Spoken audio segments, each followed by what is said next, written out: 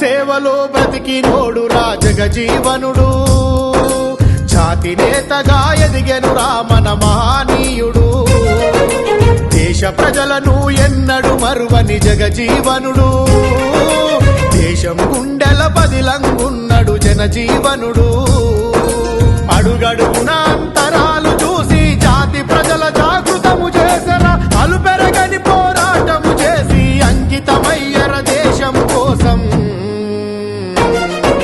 జనం సేవలో బ్రతికినోడురా జగజీవనుడు, జాతి నేతగా ఎదిగెనురా మన మహనీయుడు.